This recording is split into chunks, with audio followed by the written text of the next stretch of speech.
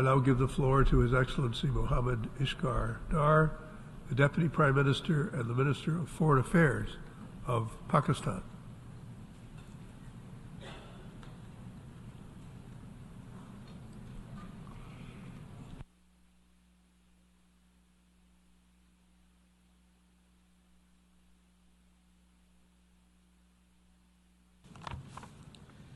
Bismillahirrahmanirrahim.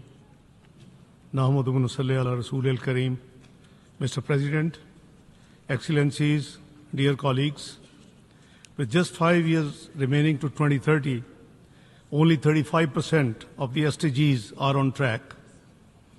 The compounding effects of the pandemic, the food, fuel, and finance crisis, as well as intensifying climate impacts, have reversed hard-won development gains and deepened inequalities. Despite these challenges, Pakistan remains fully committed to achieving the 2030 agenda. Our national development strategies, such as Udaan Pakistan, Take-Off Pakistan, are aligned with the SDGs. Our social protection initiatives, including the Benazir Income Support Program and Benazir Nasho-Nama, the child growth programs, are designed to ensure no one is left behind. To harness the potential of our youth, we have launched the Digital Youth Hub and are expanding access to quality education through Danish schools and new university campuses. We are scaling up climate action, targeting 60% renewable energy by 2030 and enhancing resilience through initiatives such as Recharge Pakistan and the Living Index. A revised nationally determined contribution is nearing finalization. We have also undertaken key macroeconomic reforms to stabilize our fiscal outlook and make the investment climate even more attractive.